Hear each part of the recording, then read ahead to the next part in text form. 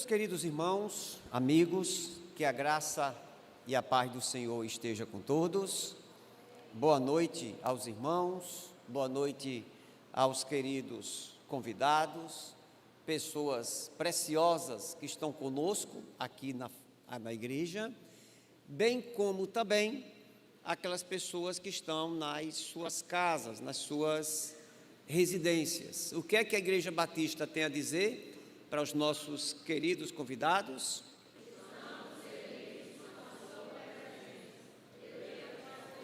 Amém, louvado seja o nome do Senhor. Algumas vezes eu já preguei em eventos onde alguns cantores famosos, eles cantavam antes.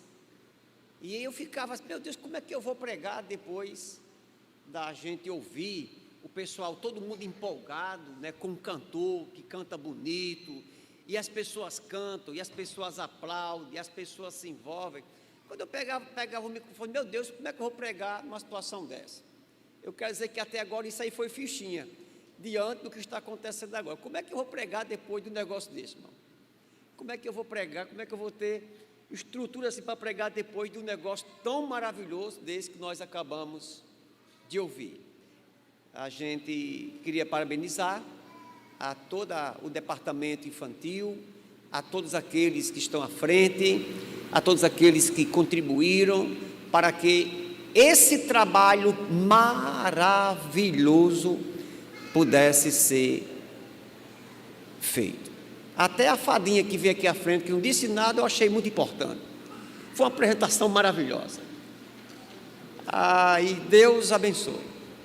Meus queridos, vamos abrir as nossas Bíblias para o Evangelho escrito por Marcos, capítulo 10, verso 13 ao 16. É o texto que nós estaremos estudando nessa noite.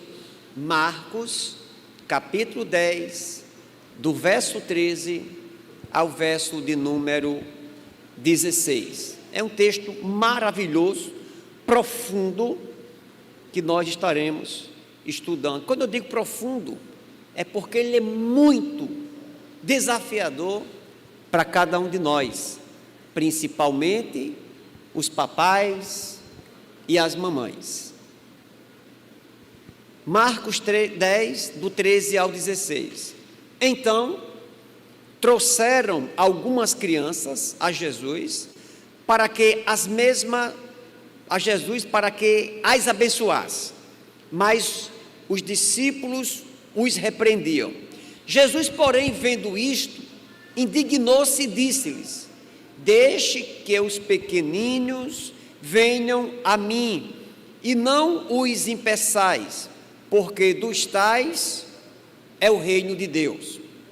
Em verdade, lhes digo, quem não receber o reino de Deus como uma criança, de maneira nenhuma entrará nele. Então, tomando as crianças nos braços e impondo-lhes as mãos, as abençoava. Que Deus aplique esse texto em nossos corações. Estaremos falando nessa noite sobre levando as crianças ao Salvador. Levando as crianças ao Salvador. É importante que a gente note que as crianças, você que é mãe, você que é pai, você sabe muito bem disso. Desde que a criança ela vem ao mundo, que ela é levada de um canto para outro. É muito bem certo que quando você é mãe, quando o médico, quando você vai para a maternidade, que você tem um bebê, ou que seja de maneira natural, ou que seja cesariana, então quando o bebê nasce, a primeira coisa que acontece, ele é levado até o berçário, ele é organizado, faz alguns procedimentos, para depois aquela criança voltar ao colo, aos braços da mãe. As crianças, elas já nascem sendo levadas para algum canto. Quando estão nas suas casas, as crianças são levadas para uma unidade de saúde, para tomar aquelas famosas vacinas, que é para o bem delas e é o terror dos papais. Tem papais que desmaiam, tem papais que não enfrentam a maternidade ou não enfrentam uma unidade de saúde, vendo os seus filhos sendo furadinhos, chorando para receber uma vacina. Então, não é muito difícil a gente admitir que a gente passa a vida toda levando as crianças de um local para outro. A gente leva a criança para as escolas, a gente leva as crianças para a casa dos amigos, a gente leva as crianças para a casa dos avós, que é uma coisa muito boa, a gente leva as crianças para a viagem, leva para o shopping, a gente leva para o cinema, a gente leva para os parques, a gente leva para um local infinitos de diversões. Então, nós levamos a criança para diversos lugares. E é importante que a gente conduza também os nossos filhos, leve também os nossos filhos à presença de Deus. Então, olhando para esse texto, nós encontramos uma narrativa em uma ocasião onde Jesus ele estava debatendo com os fariseus sobre o divórcio.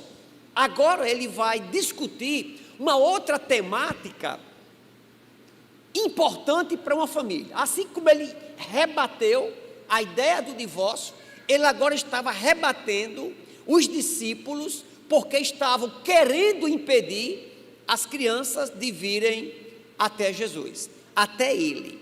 Então, quando nós olhamos para esse texto, nós encontramos algumas atitudes importantes que possibilitam a gente compreender a importância de levarmos os nossos filhos ao Salvador.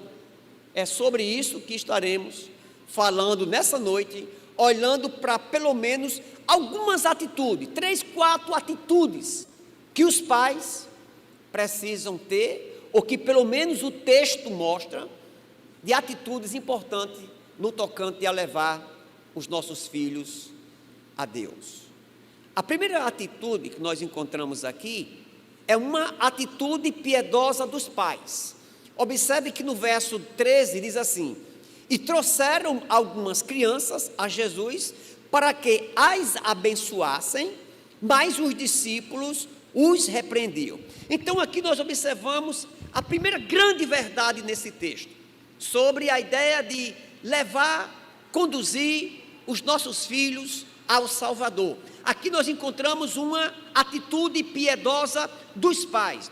O texto não deixa claro quem eram esses pais, se eram mulheres, se eram as mães, se eram os papais. O que fica claro, o que fica notório, é que aqui os pais, algumas pessoas, possivelmente esses pais, eles tendo uma atitude correta, levando seus filhos para serem abençoados por Jesus. É interessante que talvez aquelas crianças, algumas delas talvez fossem crianças de colo, talvez algumas maiores, mas o importante é que elas eram levadas ao Senhor, elas eram levadas até Jesus. Uma coisa importante aqui sobre essa atitude dos pais, uma atitude piedosa, um pai enxergando a importância, a necessidade de levar os seus filhos à presença de Deus. Observe que as crianças, elas não foram sozinhas, elas foram levadas a Deus, elas foram conduzidas ao Senhor. Isso aqui deixa muito patente a atitude piedosa desses pais. Eles não consideravam que era insignificante essa atitude. É importante que esses pais, eles percebiam a importância de levarem os seus filhos ao Senhor. Os seus filhos eram importantes para eles. Para aqueles pais, os seus filhos não eram um peso e nem achavam desnecessário essa atitude. Então, é importante percebermos isso em primeiro lugar, que aqueles pais, eles viram uma necessidade de conduzir os seus filhos até Jesus para serem abençoados por Ele. Então, quando nós olhamos para essa passagem, observamos o destaque dessa atitude dos pais, essa atitude de um pai que ele entendeu, pais que entenderam a necessidade de buscarem a Deus, de levar os seus filhos até a presença do Senhor. Então, uma atitude certa, levar os seus filhos para serem abençoados. Talvez você já percebeu aqui na igreja, até mesmo algumas dessas crianças que estiveram aqui, muitas delas a gente já pegou nos braços e nós já apresentamos ao Senhor. E nenhuma delas a gente saiu se oferecendo, dizendo: ei, traga o seu filho para apresentar. Então, são os pais que voluntariamente trazem os seus filhos para apresentarem ao Senhor. Aqueles pais, eles queriam que os seus filhos, eles fossem abençoados, que eles se apresentassem ao Senhor. Eram pais que se preocupavam com a espiritualidade dos seus filhos. Mais uma vez, aqueles pais, eles eram preocupados com a espiritualidade dos seus filhos. Talvez você que veio aqui nessa noite, eu acho que talvez eu não esteja nem sequer falando com ninguém aqui, mas quem sabe alguém diz assim: rapaz, um culto dia de domingo, botar crianças para apresentar, para dirigir um culto. Algumas delas que a gente percebeu que, sei lá, ficaram meio que tímidas, e sei lá, poderia ter feito um culto mais dirigido por adultos, um negócio mais lapidado, mais planejado, mas ninguém sabe o peso desta direção desse culto nessa noite.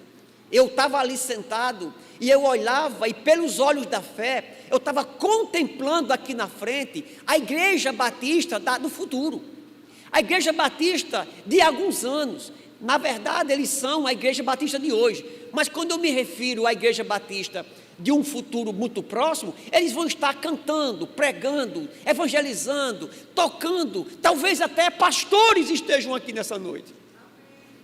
Talvez até pastores estão aqui nessa noite. Talvez crianças, meninos e meninas que estiveram aqui cantando. Talvez olhando pela fé. Talvez aqui tenha alguns Wellington aqui no meio, alguns Neemias aqui. Então, pelos olhos da fé, essa atitude nessa noite não foi algo sem importância, mas foi algo extremamente importante, para que as crianças, elas se sintam parte do reino de Deus, porque senão a gente vai estar criando uma geração de filhos que não sabe cantar, que não sabe dirigir, que não sabe louvar a Deus, que não vão se interessar pela obra do Senhor.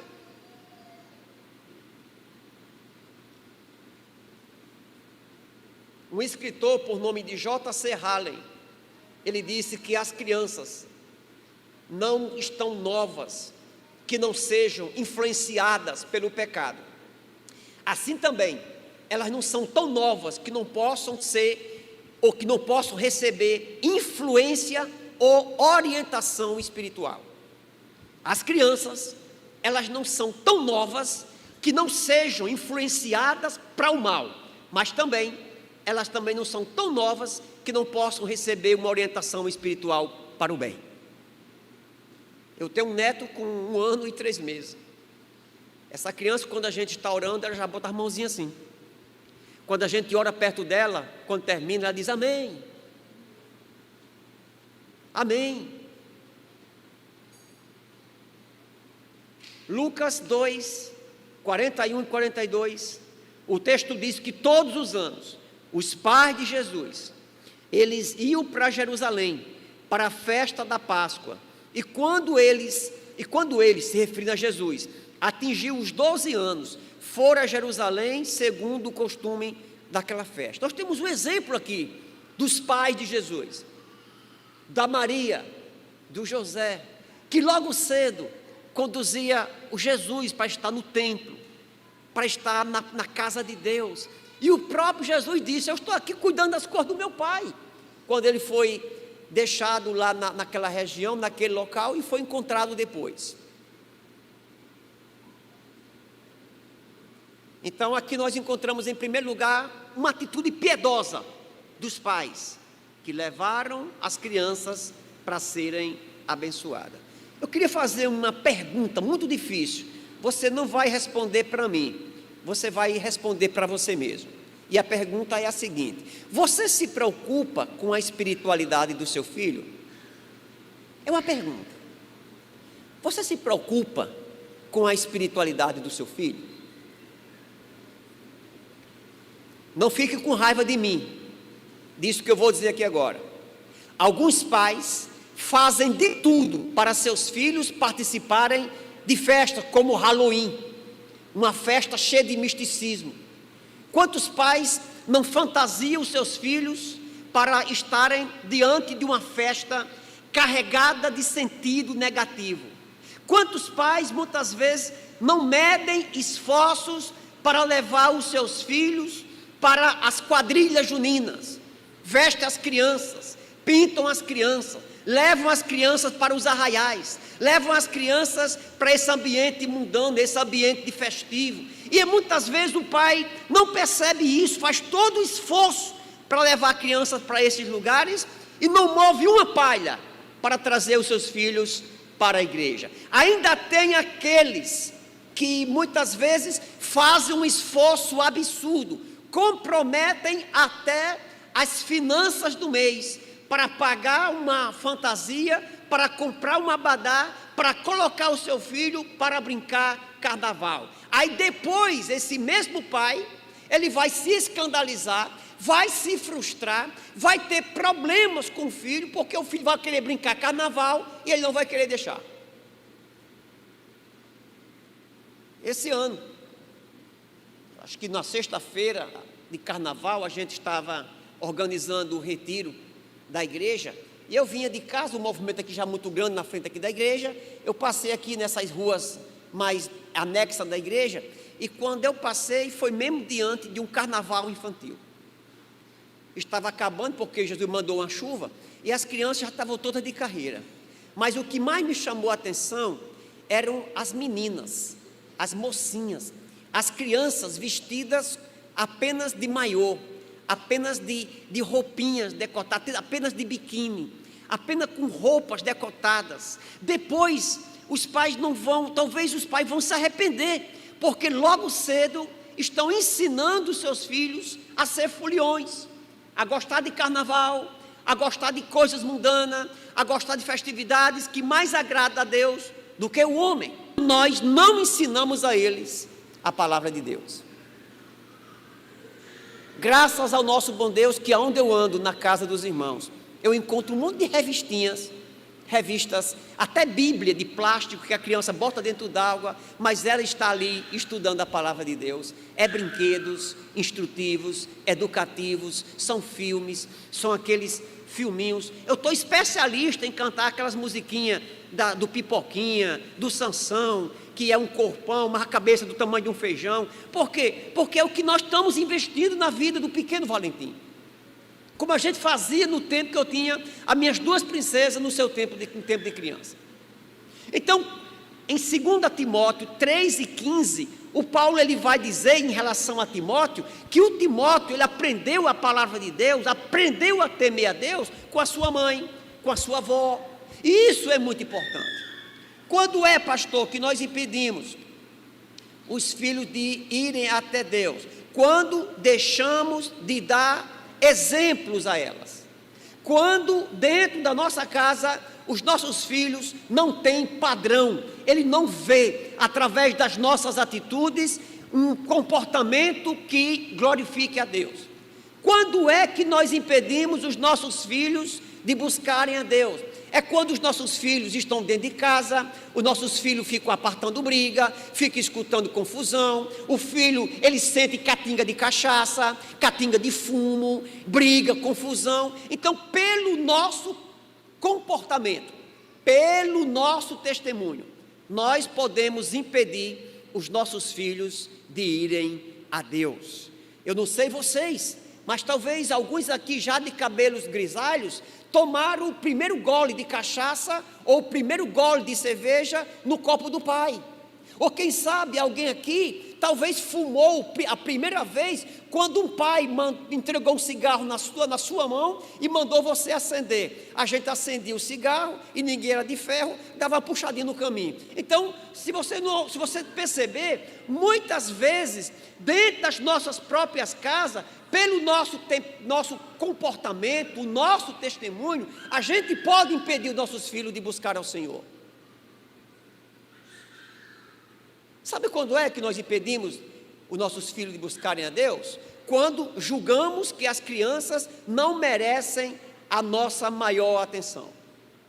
Os discípulos julgaram que naquela ocasião não era um momento importante para ocupar Jesus, para ocupar sua agenda, para ele ter contato com aquelas crianças. Talvez aqueles homens, eles disseram assim: nós vamos poupar Jesus desse contato, nós vamos poupar Jesus dessa jornada e já vai para Jerusalém.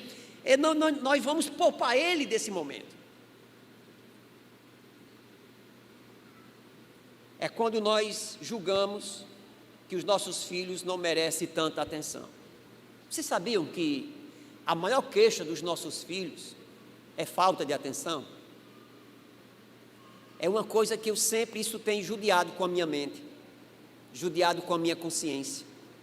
A gente é muito ocupado e a gente não deixar de ter tempo de qualidade para os nossos filhos. Deixa eu dizer uma coisa aqui para você. Eu não sei se você já está vivendo isso.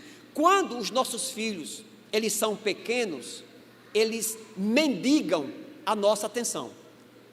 Eles querem brincar com a gente, eles querem mostrar os brinquedos, eles querem mostrar as atividades que trouxeram da escola, e muitas vezes a gente diz: eu não tenho tempo agora.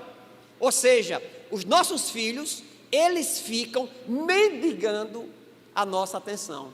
O menino cresce, olha, depois dos 15, 16, 20 anos, aí muda. É os pais que ficam correndo atrás de migalha da atenção dos filhos. Os filhos já estão crescidos, querem dar atenção mais aos coleguinhas, aos estudos, ao namorado ou à namorada, e nós, os pais, ficamos mendigando um tempinho dos nossos filhos.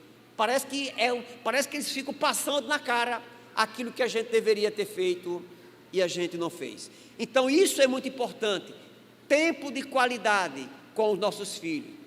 Podemos impedir as crianças ou as pessoas de trazer as crianças a Cristo também pelo nosso comodismo, pela negligência e pela falta de compreensão espiritual.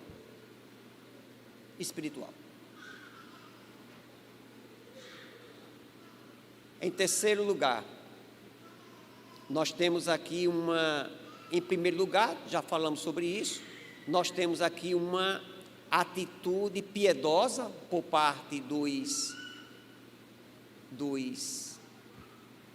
dos pais, daquelas pessoas que buscaram a presença de Jesus. A gente viu aqui uma atitude impensada por parte dos apóstolos, impensada. Não tem outra explicação, não tem outro termo para ser usado. Aqueles homens foram impensados, insensíveis. Agora nós temos aqui uma outra atitude, uma atitude por parte de Jesus, uma atitude de indignação por parte de Jesus. O verso 14, o texto diz: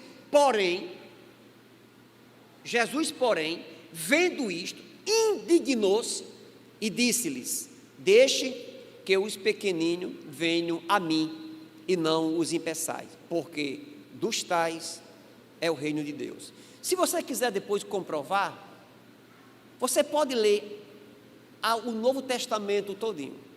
Você vai encontrar Jesus discutindo com os fariseus, se revoltando até mesmo contra o próprio Herodes. Mas esse texto aqui vai encontrar Jesus indignado para com os seus apóstolos, porque eles foram insensíveis, querendo repreender, impedir aquelas crianças de ir até o Senhor. Na verdade, impedir até os pais de levar seus filhos ao Senhor. Um escritor por nome de William Barclay, ele diz assim, que só compreenderemos a beleza dessa passagem quando observamos o tempo em que este fato aconteceu. Eu não sei se os irmãos percebem, mas quando Jesus teve esse encontro, ele participou desse episódio, Jesus ele ia para Jerusalém, ele iria ser preso, ele iria ser negado, ele iria ser julgado, ele iria ser crucificado, ele iria ser morto. Jesus já sabia de tudo o que iria acontecer com ele, mesmo diante desse cenário de luta, de apreensão, Jesus ele reservou tempo para estar com as crianças. Observe que aqui nós temos uma atitude, de sensibilidade do mestre, uma atitude de sensibilidade do mestre. Ele repreendeu aqueles homens que estavam impedindo aquelas crianças de chegarem até ele. Jesus demonstra amor, cuidado e atenção especial para com todos aqueles que eram marginalizados da sociedade. Ele dava atenção aos leprosos, aos enfermos, aos publicanos, às prostitutas, aos gentios, e agora ele estava dando atenção às crianças. As crianças faziam parte da agenda de Jesus. Aqui nós temos uma atitude, uma atitude de repreensão de Jesus, uma negativa do mestre. Ele ficou indignado. Efésios capítulo 6, verso 4 diz: e vocês, pais, não provoquem os seus filhos à ira, mas tratem de criá-los na disciplina e na admoestação do Senhor. É interessante isso aqui. O próprio Senhor Jesus, aqui no caso Paulo, ele vai dizer que os pais, eles não provoquem a ira aos vossos filhos, que os pais não desanimem os filhos, mas que trate os filhos, cuide dos filhos, crie os seus filhos na admoestação do Senhor.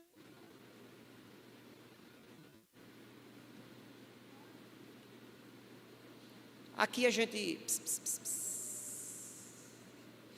a gente procura disponibilizar e entender a criança.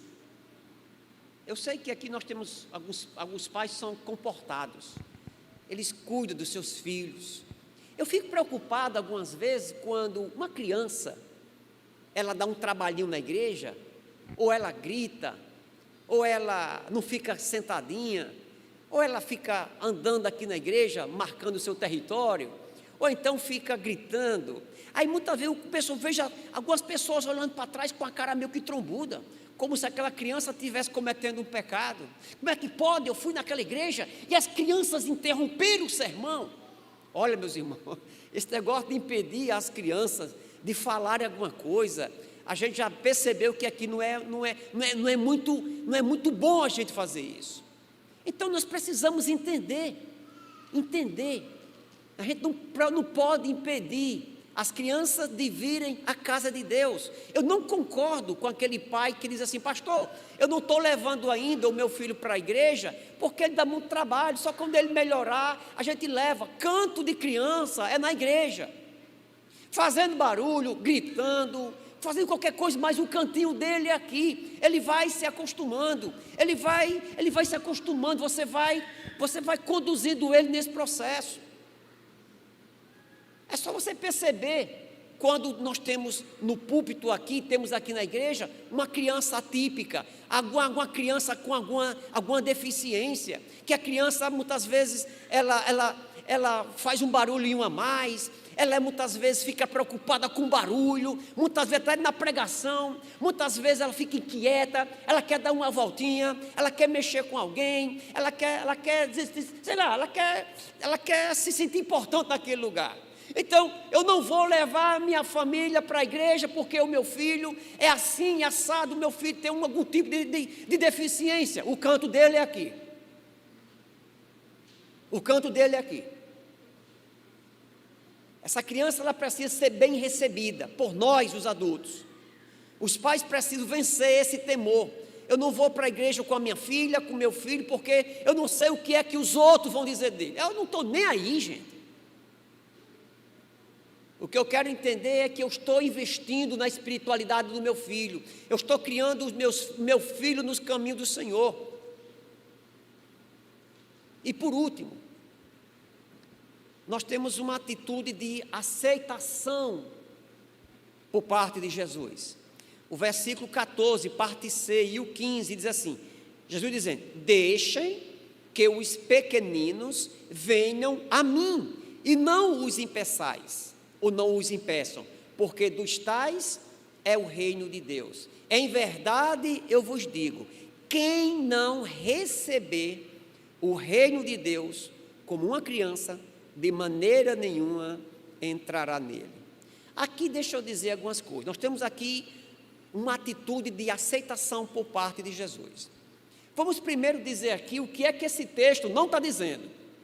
Esse texto, ele não está dizendo que toda criança é salva, que crianças não são pecadoras. As crianças são pecadoras. Você que é mãe, você que é pai, você sabe disso.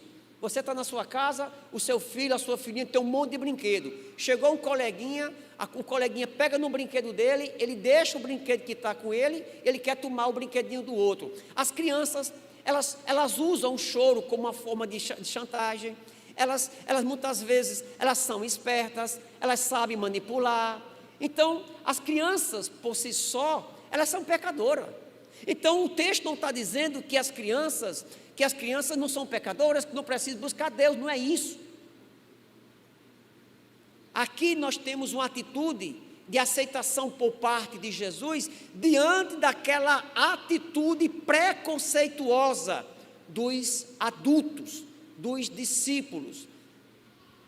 A receptividade das crianças está em contraste com a dureza dos líderes religiosos, que tinham conhecimento, mas não tinham uma fé genuína.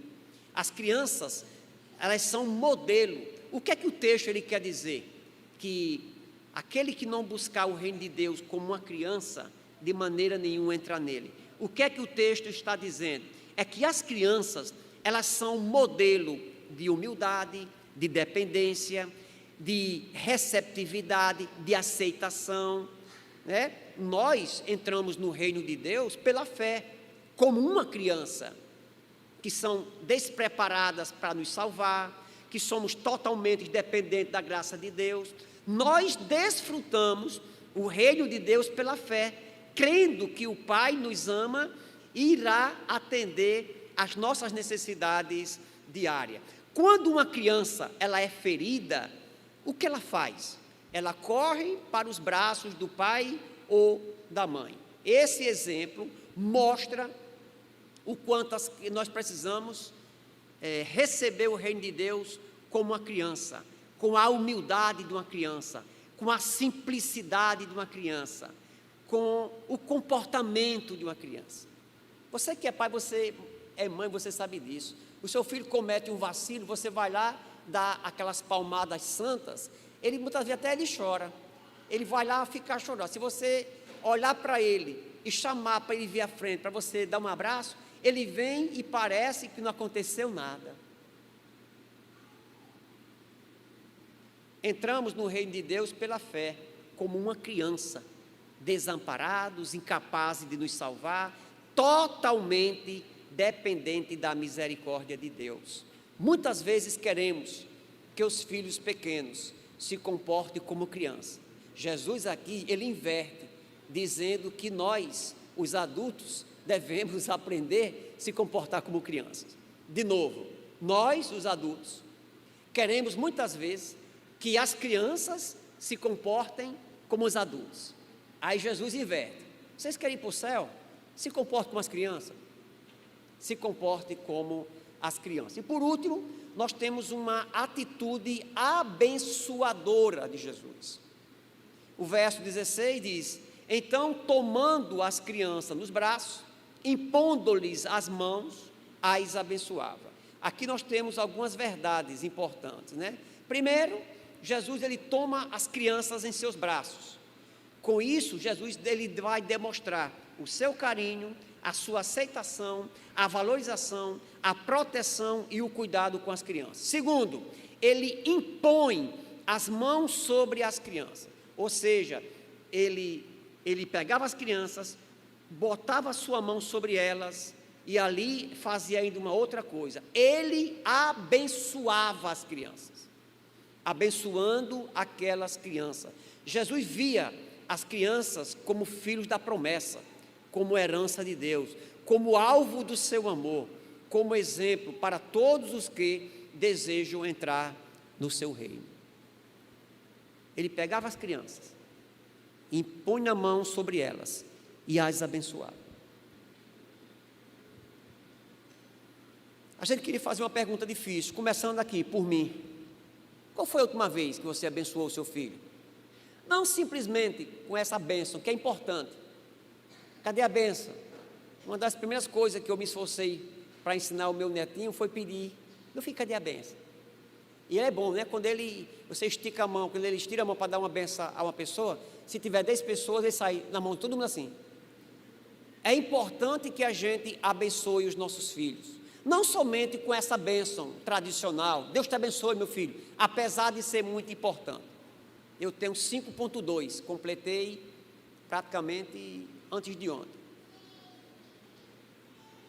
Eu não durmo lá em casa sem antes pedir a bênção à minha mãe. Todos os dias, quando eu acordo, que ela está acordada, eu peço para minha mãe me abençoar. Eu não deixo, eu não gosto, eu não admito eu passar a minha vida sem receber uma bênção. Você tem abençoado os seus filhos? Pastor, a gente perdeu esse costume lá em casa. Ninguém ora, ninguém abençoa ninguém. Pois volte. Procure abençoar a sua família, abençoar seu filho, enquanto ele dorme. Eu fazia muito isso com minhas meninas. Elas dormindo, eu chegava a botar a mãozinha na cabeça e orava, pedindo que o Senhor abençoasse a vida delas.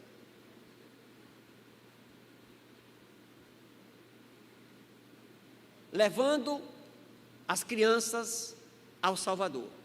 Não é errado você levar o seu filho para um shopping, para um parque, para você brincar com ele, levar para a casa de alguém, mas não esqueça a importância de você se esforçar para levar os seus filhos até a presença do Salvador. Busque a Deus, em Deus, capacidade, metodologias para você trazer os seus filhos para que eles sejam abençoados por Deus.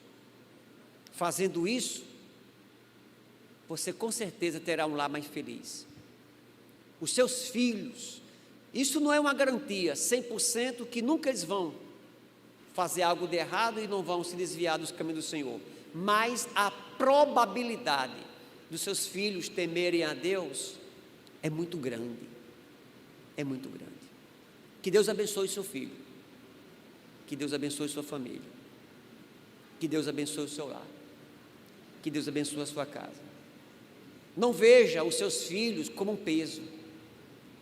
A gente conversou com alguns pais: pastor, eu não aguentava mais essa pandemia. Eu pensei, é porque a pessoa estava com medo de morrer. Eu não aguento mais deixar meu menino em casa. Eu estou doido para botar ele para a escola. Estava tão bom lá em casa, olhando pelo lado bom da pandemia. Eu estava todo dia dentro de casa com minhas filhas, com a minha filha. Quantos pais têm os seus filhos como um peso? Como um peso. Algum tempo atrás eu liguei para uma mãe que o filho estava tentando suicídio, e a mãe olhou assim e disse: pastor, eu não posso fazer nada, ele se vire. Ele se vire. Tem muita gente que vê os filhos como peso, como atrapalho. Depois que esse menino nasceu, até deixar de trabalhar eu deixei. Não posso mais fazer nada. A casa é toda desarrumada. Eu não consigo mais me arrumar. Esse menino só me traz problema, só dá dificuldade. Eu trabalho feito uma louca sozinho. Eu vivo descabelada, cansada por causa desse menino. Muitas vezes dizendo na frente deles.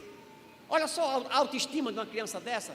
Oh, rapaz, como é bom. Obrigado, mamãe, por essa autoestima, porque eu sei que eu sou um peso para a senhora. Eu estou lhe atrapalhando. Eu sou um calo no seu sapato, uma pedra no seu sapato. Pelo contrário, chega para a sua família, para o seu filho e declare assim: meu filho, você é uma bênção na minha família, você é uma bênção na minha vida, você é um presente de Deus, você é uma joia que o Senhor me deu. Eu sou tão feliz porque você é o meu filho. Então, faça isso. Queria contar só mais uma pequena experiência. Eu visitei, eu vou aqui evitar os detalhes, porque eu não pedi permissão a essa pessoa. Eu visitei uma pessoa, algum tempo atrás, alguns anos. Eu cheguei na casa dessa pessoa para tratar de alguns assuntos, e eu nem olhei para trás. Eu entrei na casa dela e disse: pastor, vem aqui no meu quarto. Eu entrei com ela, com a mãe. Quando eu cheguei no quarto, ela disse: olha, pastor, eu queria lhe mostrar para o senhor a razão da minha existência. Eu queria mostrar ao senhor, eu queria que o senhor conhecesse a minha princesa. E eu olhei dentro de um berço, uma criança, e ela disse: olha, pastor, agora ela não fala, ela não vê, ela não anda. Essa criança, ela só come, e já tinha muitos anos, né? Era criança no tamaninho. Pastor, essa criança é a razão da minha vida. A minha vida mudou pelo avesso depois que essa menina nasceu. É a minha princesa, pastor. Olha aqui a minha gostosa, pastor. Olha aqui para ela. Então eu observei que aquela criança, ela era importante para aquela mamãe, independente de como ela estava, da sua qualidade de vida, do seu estado de saúde. Aquela criancinha com os olhinhos assim, caindo aquela lágrima, a boquinha aberta, aquela babinha descendo, e aquela mãe cheia de orgulho,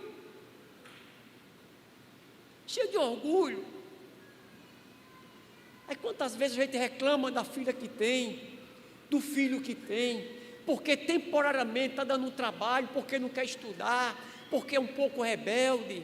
Então, muitas vezes a gente está perdendo essa oportunidade de abençoar, de levar os nossos filhos a Deus, de ver os nossos filhos não como peso, não como um sacrifício, mas ver os filhos como bênção do Senhor. Para encerrar, você pode não ter o filho que você gostaria de ter hoje, mas Deus, Ele é Senhor da história, e Deus, Ele pode transformar tudo. Que Deus abençoe sua família.